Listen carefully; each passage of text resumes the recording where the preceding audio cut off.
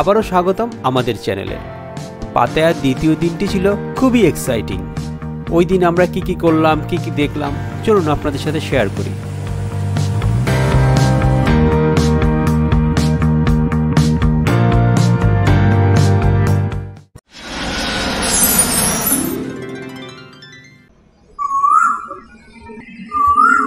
পাখির শব্দে ঘুম ভাঙল, মনটা ভরে গেল পাতায়ার সকাল দেখে। আল্লাহর কি অপরূপ সৃষ্টি।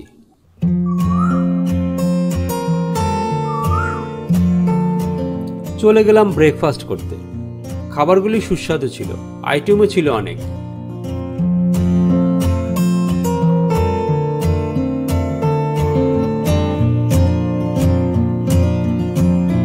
খেয়ে চলে আসলাম রুমে, রেডি হলাম কোরাল বিচে যাওয়ার জন্য। গাড়ি আসলো, চলে আসলাম পাতায়া সিটির স্পিডবোট ঘাটে। তারা আমাদের হাতে নাম্বার লিখে সুতা বেঁধে দিল। বেশ কিছুক্ষণ হাঁটলাম।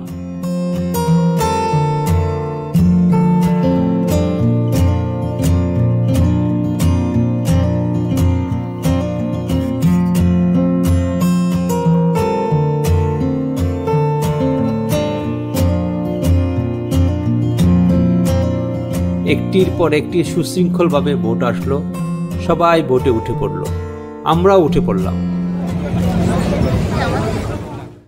স্পিডবোট ছেড়ে দিল। এ এক অন্যরকম অভিজ্ঞতা। আগে কখনো আমরা স্পিডবোটে উঠিনি। এখানে শুধু শহরের নানা আকর্ষণই নয়, এর আশেপাশের দ্বীপগুলো পর্যটকদের আকর্ষণ করে। এর মধ্যে কোরাল বিচ একটি বিশেষ স্থান অধিকার করে। পাতায়া সিটি থেকে স্পিডবোটে করে কোরাল বিচের যাত্রা এ এক অপূর্ব অভিজ্ঞতা। যাত্রাপথে বাতাসের লবণাক্ততা ও স্পিডবোটের শব্দের মাঝে আমি সাগরের নীল জলের রূপ দেখতে পেলাম। এ যেন এক ছবির মতো। স্পিডবোটের দ্রুত গতিতে ঝাঁকি খেতে খেতে আমি অনুভব করলাম সাগরের শক্তি ও তার অবারিত সৌন্দর্য।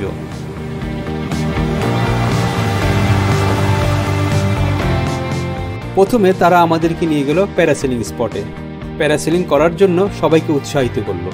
কিভাবে করতে হয় সেটা সবাইকে বুঝিয়ে দিল।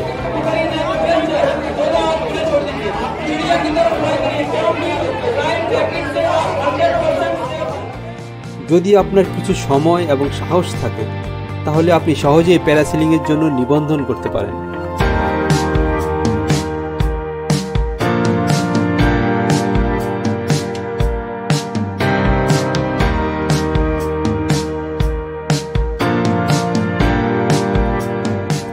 এক একজন সেফটি বেল্ট পরছে আর উড়ে যাচ্ছে, আবার নেমে আসছে। আমরা খুবই উপভোগ করলাম। প্যারাসেলিং করতে ইচ্ছেই করছিল, কিন্তু বয়স ও বডি কন্ডিশন ফিট না হওয়ার কারণে প্যারাসেলিং থেকে দূরে থাকলাম। বাচ্চারাও আগ্রহ দেখালো না, আমরা শুধু দেখেই গেলাম।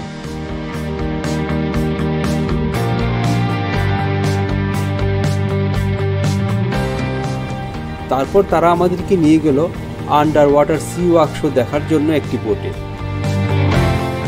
সেখানেও যারা যারা পানির নিচে যাবে তাদেরকে শিখিয়ে দিল কিভাবে চলতে হবে।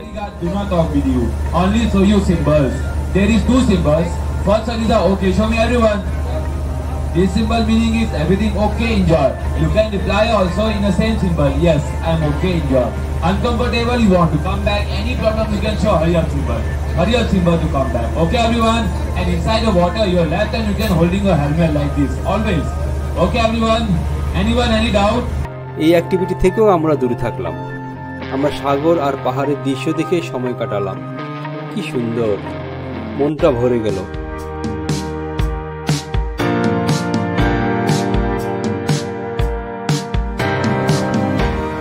এরপর তারা আমাদেরকে নিয়ে গেল কোরাল বিচে।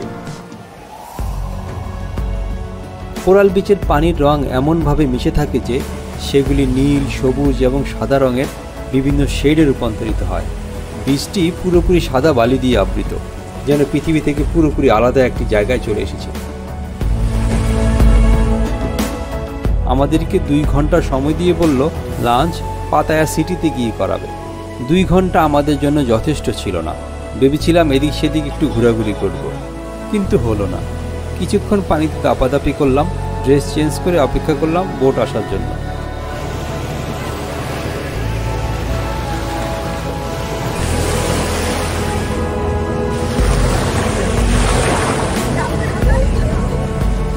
বোট আসলো, ফিরে চললাম পাতায়া সিটির দিকে। পাতায়া সিটি থেকে কোরাল বিচের দূরত্ব প্রায় 7 কিলোমিটার। স্পিড বোটে করে যেতে সময় লাগে 15 থেকে 20 মিনিট। পাতায়া থেকে কোরাল বিচের এই যাত্রা এবং সেখানে পৌঁছে প্রকৃতির সাথে এক হয়ে থাকা সত্যিই এক অসাধারণ অভিজ্ঞতা।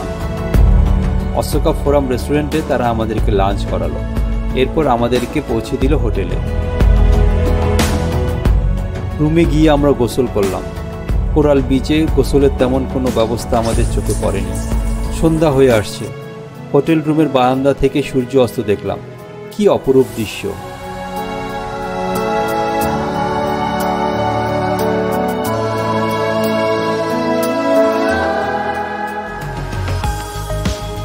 এরপর বের হলাম ঘুরতে ও রাতের খাবার খেতে।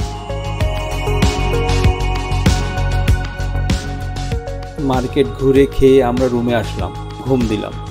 সকাল সকাল উঠে ব্রেকফাস্ট করতে হবে এবং ব্যাংককের উদ্দেশ্যে পাড়ি জমাতে হবে।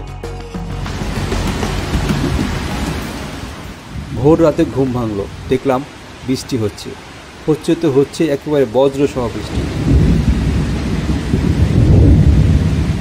কিছুক্ষণ দেখে আবার ঘুমিয়ে পড়লাম। এভাবেই শেষ হলো আমাদের থাইল্যান্ড ট্যুরের দ্বিতীয় দিন। তৃতীয় দিনের গল্প দেখার জন্য আমন্ত্রণ রইল। শুভরাত্রি।